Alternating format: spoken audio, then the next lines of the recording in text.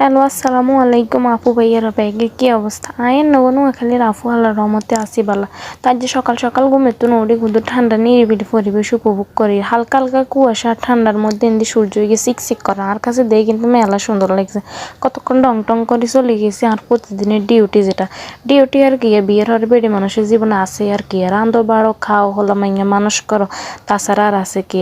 আজ অত বড় উচ্চশিক্ষিত অন্না কিল্লে আনে ডাক্তার ইঞ্জিনিয়ার জজ ব্যারিস্টার চুলাই গেলা আরে বাতিগুন রান্ধি খাইতে হইবা হাইলে গুন মাঝ ওইবে অন্যান্য কাজের লাইনে যত মানুষের রাখেন রান্নার লাই যদি মানুষ রাখেন আন্নের মতো করে কেউ আন্নের রান্ধি খাবে থাকতো না। নিজে যেরকম করে রান্ধে এরকম কেউ খাবে থারে না।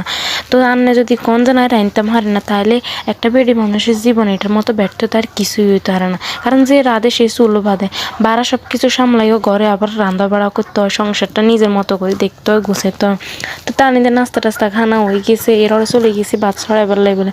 আর জাঙ্গা নোয়া খালে মানুষের একটা সবচেয়ে পছন্দের একটা খাবার হইলো যায় মরিচ কলা। যে মরিচ কলা করছি কলা একদিন ছড়াই দিই আগে মালটা কাটি খেয়েছি আর কাছে নুন মরিচ যে মালটা খেতে ভালো লাগে।